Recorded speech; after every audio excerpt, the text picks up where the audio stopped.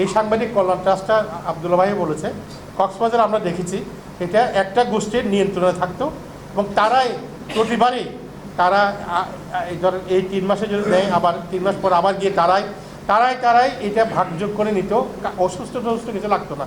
মানে কল্যাণ ট্রাস্টটা যেভাবে দেয় সেই রকম কোনো কাগজপত্র লাগতো না, তারা যেভাবে বলতো সেভাবে ছিল। আমি মনে করি, এবং এখানে দেখা গেছে অনেক যাদের 4 তলা বিল্ডিং আছে সেও কিন্তু এই কল্যাণ ট্রাস্টের টাকা নিয়েছে।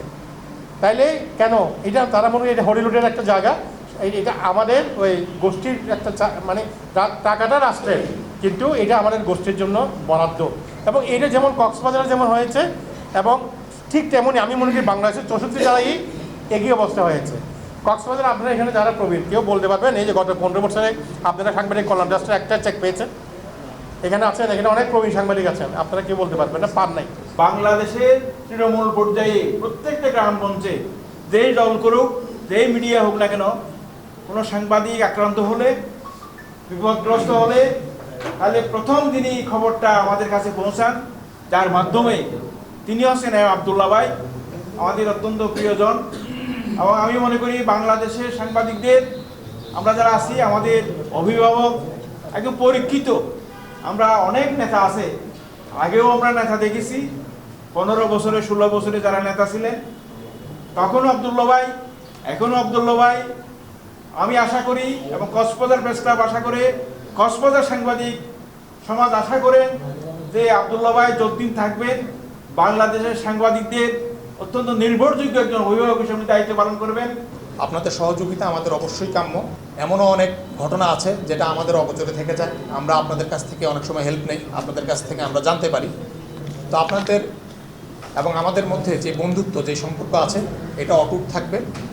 এবং আপনাদের প্রতি আমার অনুরোধ থাকবে যে এখন ইলেকশন আসছে, আপনারা বস্তুনিষ্ঠ সংবাদ প্রচার করবেন, এমন কোনো সংবাদ প্রচার করবেন না যার কারণে সমাজে হানাহানি বা রেষারেষি বা সাম্প্রদায়িক কলহ তৈরি করে।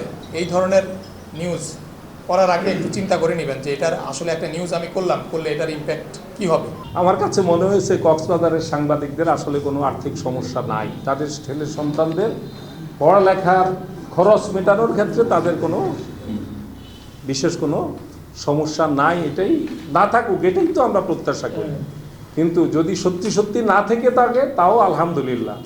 কিন্তু আমার কাছে মনে হয়েছে আপনাদের উদাসীনতার কারণে জাতীয় 3টি শীর্ষস্থানীয় পত্রিকাতে, আমরা প্রথম আলোতে, আমার দেশে, নয়া দিগন্তে, 3টা পত্রিকার শেষ পৃষ্ঠায় বড় করে এই ট্রাস্টের অর্থ খরচ করে বিজ্ঞাপন দেওয়ার পরে আপনাদের এখান থেকে একটি আবেদন গেছে।